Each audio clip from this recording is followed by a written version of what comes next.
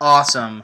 Mr. Roboto, what a great way to get pumped up for Lecture 4 of cs141. Woohoo! What are we going to learn about today? A new type called SimpleGrid, which allows us a simple way to fill in squares of a grid. That's why we call it SimpleGrid. We're going to see how to combine for loops, which we just learned in our last lecture and did a bunch of clicker questions about. We're going to combine these for loops with the SimpleGrid to get some really interesting ability to draw some really cool patterns. So let's see what we've got. SimpleGrid is a type, just like int, double, and string. It's a new type. It's actually a type that a friend of mine back at the University of Maryland wrote, which I've borrowed from him and expanded on a little bit. Now, to create a SimpleGrid, this requires a little bit more work than just an int, a double, or a string. So here's what we're going to do. This code here, this is what actually creates it. Now let me kind of break this down for you. This part over here, this is actually just a variable declaration. SimpleGrid is the name of the type. Remember, Java is case sensitive, so the S must be capitalized and the G must be capitalized. G is the name of the variable. That's just an identifier. And we're assigning that new SimpleGrid 4, 6. Now, the 4 and the 6 here, what's going on with that, this is the number of rows, this is the number of columns, as we're going to see in a second. So, to put this all together, the left-hand side here, this is a variable declaration.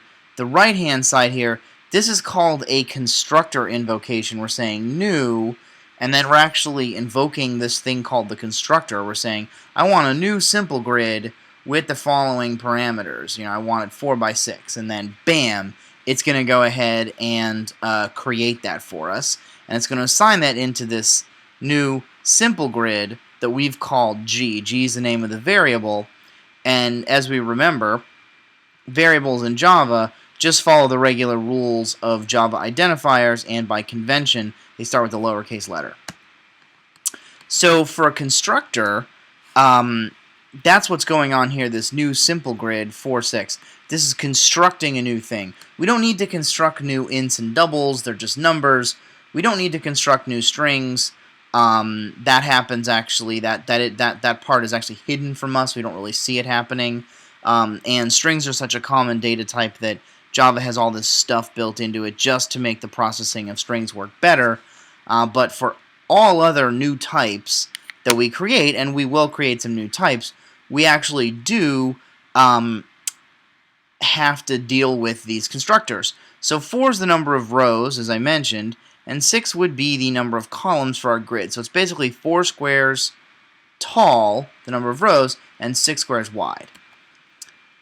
It turns out SimpleGrid actually has a second constructor. If you just give it one number, it'll assume you want the grid to be square. So if you just say new SimpleGrid 5, you don't do 5, 5. It's going to say, well, you want something that's 5 by 5. Now, what can you do with a SimpleGrid? Well, let me show you a few things that are pretty cool.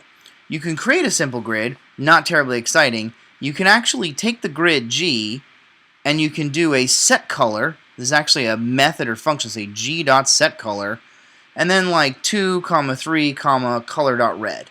So it's saying, okay, set row 2, column 3 to red, and then if we look at our SimpleGrid, we'll actually see this. Set color is what we call a method. Methods need parameters. In this case, it has 3 parameters, the row, the column, and the color. Some methods will actually need 0 parameters, in which case you'll just sort of have the open paren, the closed paren, and like nothing inside it. It's actually fairly common. And for colors, this is a built-in thing provided by Java. We just say like color.red, color.blue, color.yellow, all the primary and secondary colors are covered, and many others as well, like fuchsia and I don't know, whatever else. So what we're going to do now is demo the SimpleGrid, and while we demo this, we're actually going to learn that, of course, in computer science, because we don't do anything the easy way, we actually start counting at 0 rather than counting at 1, which in my world, is the easy way, and all of the rest of the universe that starts counting at 1, you know, I don't know what the heck they're doing. So this is a SimpleGrid project that I've just got here as a sample, and if we open this up, we can kind of start looking at what this SimpleGrid looks like. So we'll see we got public class. Oh dear, I shouldn't do these at 1:45. It's actually 1:45 to New Year's Eve, so I'm going to try to get this done before the ball drops, and then like run downstairs and like jump around and be very excited, and then come back up and try to record another one of these. We've got our public class color a square, because we're just going to color a square. We're making the grid 10 by 10, because we're just giving one thing here to the constructor. And we're saying grid.setColor at 0, 0 to color.blue. Now there's some other things you'll note up here. We've got a couple of import statements. We've never seen this before. We're saying import gridlib.simplegrid and import java.auth.color. Imports are ways of telling Java, hey, we've got some kind of non-standard stuff that we need you to be able to use. Java.auth AWT stands for Abstract Windowing Toolkit.color. This is a built-in thing, and we need to ask Java, hey, go into your massive libraries and find this color thing and make it available to me. Gridlib, this actually isn't built in with Java. It's actually something that we've provided for you, and so we actually have to import that. Now, if you forget to import something, I'm going to comment these out, so they're still there, but this comment in front of them makes it as if it's not there. And then I'm going to click compile, and you'll see we'll get, well, cannot find symbol class SimpleGrid. So if you get that with something like SimpleGrid, that can mean a couple of things. It could mean that it's not imported, in which case you've got to make sure you get that import statement in. If you forget what the import statement is, you can go look it up. Or it could mean the capitalization is wrong. Suppose you forget to get the capitalization right, and then you compile it. You'll also get cannot find symbol class SimpleGrid. So those are two possible ways you can get that error message. You can either forget to import it, or you can get the capitalization wrong, or you could just spell it wrong. Maybe you're, you know, I don't know, spelling it in some crazy way, and it's like, hey, can't find symbol SimpleGrid. You know, that could happen as well. So that's one thing to note. Now, the other thing to note about this is, you know, suppose we go ahead and try to run this. Wow, that's really slow. There we go. Here's what happened. So this is our 10 by 10 grid, and we've asked to color 0, 0 blue. This is 0, 0. It's in row 0, and it's in column 0. So that's the thing here. So in computer science, we actually number these. This is row 0, 1, 2, 3, 4, 5, 6, 7, 8, 9, and 0, 1, 2, 3, 4, 5, 6, 7, 8, 9. So it's 10 by 10, 0 through 9, 0 through 9. That's just something that you need to keep in mind, because that's how it is. And if you want to, you know, quit the grid, you can just do quit. You can also do save. If you want to save this, you know, picture you've got here to a file, or you can like just click this button and it'll just go ahead and shut it down. Where was I? Right, okay. So we've demoed the SimpleGrid, and we've kind of seen some basics of what's going on. Now, SimpleGrid's a new type, and it has a bunch of methods.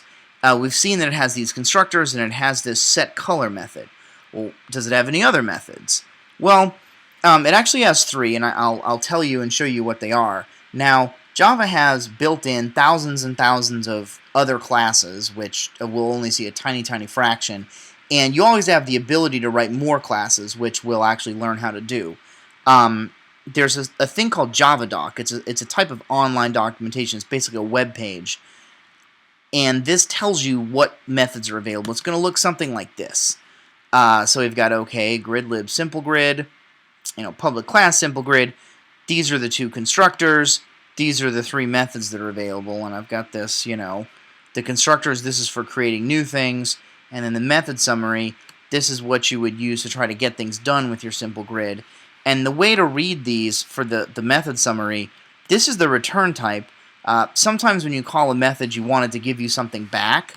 So if you ask the SimpleGrid, hey, get me your number of columns or get me your number of rows, you want it to give you back an integer telling you the number of rows or the number of columns. Whereas if you say, hey, SimpleGrid, I want you to set your color at this row and this column to that color, it doesn't need to tell you anything. It just needs to update itself. It doesn't need to return you a number like 4 or a string like hello. It just needs to do what you told it to do. Well, you know, and if you major in computer science or take any other classes, you'll see a lot of JavaDoc. I don't know how much we'll actually need this term. Most of the stuff we're using is simple enough that I can just tell you what like the 3 or 5 or whatever methods are. But it is good to be able to read JavaDoc and kind of know what it's telling you. You know, saying, well, we've got a SimpleGrid constructor, we just give it the number of rows, and we've got another SimpleGrid constructor with rows and columns.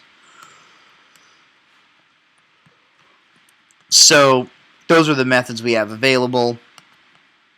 And that's really, for the most part, all that we're going to need. So methods actually require an instance. If you're going to call a method on a SimpleGrid, you actually need a SimpleGrid that you've declared a variable to contain and used a constructor to create. And when we're calling a method, we actually put the variable to the left of a dot. So, you know, we can actually do this for two grids. We could create SimpleGrid grid 1 and grid 2. We could say grid 1, I want 0, 0 to be red, and grid 2, I want 5, 5 to be blue. What does this do? Well, it actually is going to create 2 grids. It's going to put a red square in the middle of one of them, and it's going to put a blue square in the middle of one of them, and a red square, you know, top left of the other one. Totally legal thing to do. Pretty interesting thing to do. You'd actually have 2 little grids that would pop up if you were to run this program. Let me go back one and just note, when we say grid1.setColor, we're saying, well, I want to do this set color on grid 1, and then we say grid 2 set color, I say I want to do this different set color on grid 2. A common mistake that novices will make, they know they want to set a color, so they'll just type set color, and then, you know, 0, 5, blue, or something like that. Of course, the problem there is when I just say set color, well, set color of what? Set color of a grid, set color of, you know, your foot, you know, I don't know. I need to know what to set the color of. If you're going to do a set color, I need to know that it's of grid 1, otherwise it doesn't make any sense to me. So try this out on the Moodle. Let's combine SimpleGrid with for loops. So we're going to create a SimpleGrid that's 10 by 10. Now check it out. We've got a for loop. We're starting out at 0. We're going while I is strictly less than 10. That's our condition. We're saying I++. And then what we're doing in the body loop, we're saying grid.setColor I 0 blue. Pause me and try to figure out which one of these it is on the Moodle. Did you come up with A? If so, you're correct, because we're saying, okay, when we do a set color, I is going to continuously change. So the row is going to change. The column, see, the column is fixed at 0. We know the color is always blue, but the row keeps changing. First it's 0, then 1, then 2, and so on all the way up to 9. Once it gets to 10, 10 is not less than 10, so it kicks out of the loop. So that's what this code is going to do. Let's talk about diagonal lines. So here we've got a for loop, just like we had before. We've got a grid.setColor, and we're doing I, color blue. So now, as the row changes, the column also changes. So if you think about it, the first call to set color is going to be to 0, 0, then 1, 1, then 2, 2, then 3, 3, and so on. We're actually going to get a diagonal line. Let's go ahead and demo that so you can kind of see what I'm saying. So here's our color line example. Oh, that's not what we wanted. There we go. Ha! Alright, watch this. Ba-ba-da-ba! Shazam! Check that out. Isn't that cool? What? Did I leave out? Oh, I left one out. Oh, I was starting at 1, that's why. Okay, let's try that again. Ha! check it out. We've got a diagonal line, 0, 0, 1, 1, 2, 2, 3, 3, and so on. Awesome, right? I know. It's totally awesome. Alright. Now, what if you want to draw a line across the sort of top of any grid?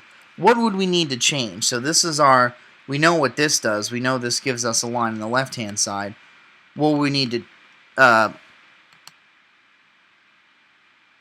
why am I saying across the top? Clearly we're drawing this on the left-hand side here. Okay. Well, here's what's happening. Watch this. So here we've got the value 10 hard-coded in here. Now, what if we go ahead and change the size of the grid, I don't know, make it 8 by 8 instead of 10 by 10. Now when we run it, watch what's going to happen. Oops. Right, it runs, and then bam, we get a crash. Index out of bounds exception. Row 8 is out of bounds. So the minimum row value is 0, the maximum is 7. We've gone out of bounds, and that makes sense if you think about it. I'm going to go ahead and clear this. That makes sense if you think about it. These are all legal to draw, but then when we tried to draw one at, 8, 8, that didn't work. So having this hard-coded value of 10 in here, not a great idea. Now it's only going to work when a grid is size 10. Now you remember those other two methods, right, that get number of rows? If you do it this way, now whatever size grid the grid happens to be, I is never going to give us a value for row that's out of bounds, because we're going to stop as soon as I gets to be equal to or greater than the number of rows, which would put it over the edge. So this makes our code more general. It's not going to work for any grid. What if we want to color the entire grid blue? We would actually need a nested grid. Holy crap, it's almost New Year's. Jesus. Okay, well, damn. Okay, color the whole grid blue. We actually are going to need nested loops. Remember what this does? This just does the first column. Now we want to do that in every column. Now going back one slide, we can't write out, if it's 50 by 50, we don't want to write out 2,500 set color statements. So here's what we're going to do to color the whole thing. We're actually going to put a loop inside another loop, right? So the I is counting out the rows, J is counting out the columns. Now, for each column, we're actually going to go through all of the rows, right? And then we're going to go to the next column and go through all the rows again. This entire inner loop runs once to completion for each value of the outer loop. This is one of the awesomely important things. You really got to be able to understand that. We'll go over a bunch of examples of this in class when we do our clicker questions, but it's a really, really, really important thing to understand. Here we go. J is counting out columns. I is counting out the rows. Suppose we want to draw a dashed blue line across the top of the grid. What's that going to look like? Well,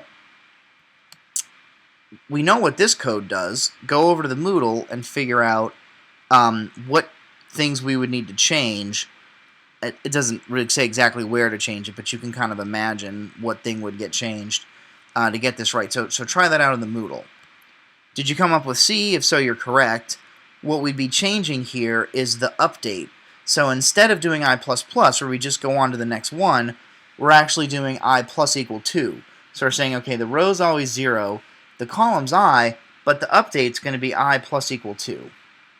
Right? And so this is going to give us, going back a couple of slides, this kind of a dashed line, which is kind of awesome.